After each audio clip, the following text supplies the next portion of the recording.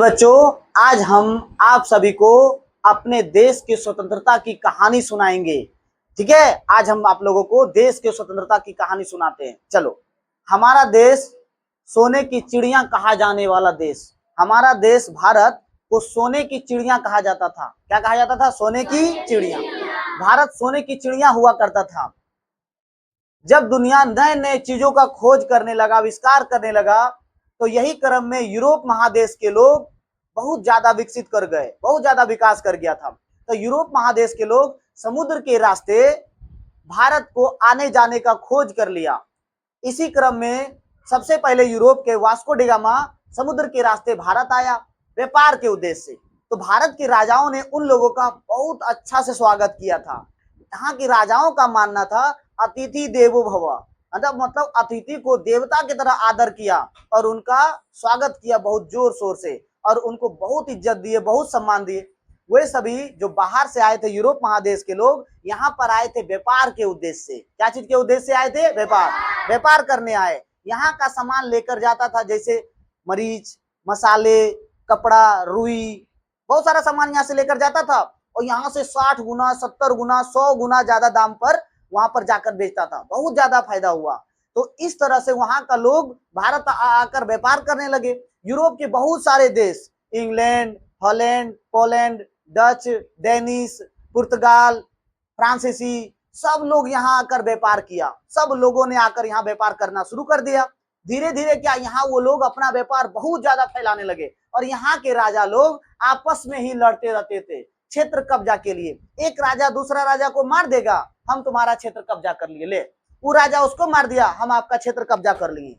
समझ रहे बाबू लोग? ये मार दिया, उसका क्षेत्र कब्जा कर लिया, ओकरा सोना हड़प लिया, ओकर चांदी ले लिया, उसका खेत ले लिया। यहाँ का राजा आपस में लड़ते रहता था, एकता नहीं था राजाओं में। इसी चीज का फायदा विदेशी लोग उठा लिया, यूरोपीय लोग उठा लिया और यहाँ आकर व्यापार करते करते बड़ा बड़ा घर बनाने लगा, महल बनाने लगा, बंदूक रखने लगा, गोला रखने लगा।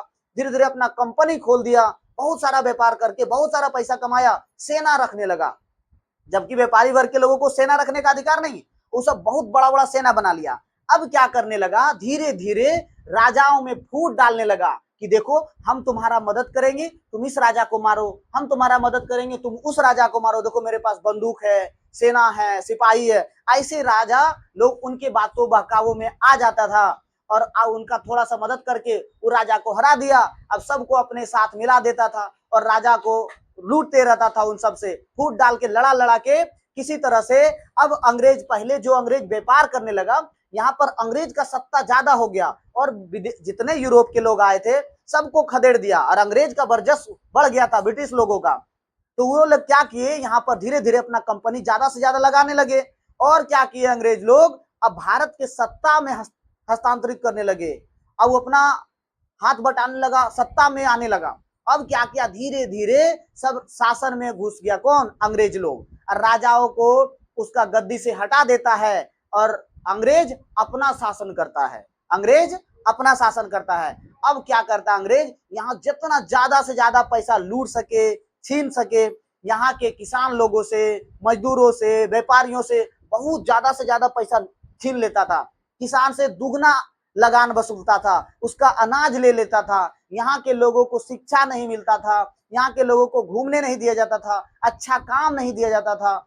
बहुत सारा अत्याचार अंग्रेज लोग यहाँ कर रहे थे भारत में। भारत के लोगों का जीना मुश्किल कर दिया। हमारे देश के महान पुरुष बहुत सारे हुए, महान पुरुष, उन लोगों ने अत्याचार को देखकर महात्मा गांधी, सुभाष चंद्र बोस, भगत सिंह, लक्ष्मीबाई, वीर कुंवर सिंह, सबों ने मिलकर आवाज उठाया अंग्रेजों को खिलाफ कि हमें आजादी चाहिए, हम इस गुलामी की बेड़ी को तोड़ देंगे, हम आजाद होकर रहेंगे। सबों ने इतना संघर्ष किया, इतना संघर्ष किया कि अंग्रेज को मजबूरन एक दिन हमारा देश छोड़ना पड़ा और हम अंततः हमारा देश ना जाने कितने बलिदान, कितने खून बहे, कितने बलिदान हुए, कितने लोगों ने अपनी जान दे दी, कितना कष्ट सहा, कितने लोग जेल में गए, कितने लोग मृत्यु को प्राप्त हुआ, शहीद हुआ, तब जाकर हमारा देश 15 अगस्त 1947 को आजाद हुआ। कब आजाद हुआ? 15 अगस्त 1947। और हमारा झंडा शान से लहराने लगा। तो इस दिन हमारा देश 15 अगस्त को आजाद हुआ था। इसी कारण से हम 15 अगस्त को आजादी का पर्व, खुशहाली का पर्व झंडा झंडा फहरा के मनाते हैं। इसी दिन हमारा देश आजाद हुआ था। राष्ट्रीय झंडा को फहराते हैं। हमारा राष्ट्रीय झंडा सर्वोपरि है। हमारे देश के सभी झंडों से ऊपर राष्ट्रीय झंडा को मान्यता मिलता है और होना भी चाहिए। इस झंडे को हम सैल्यूट करते हैं। ठीक है।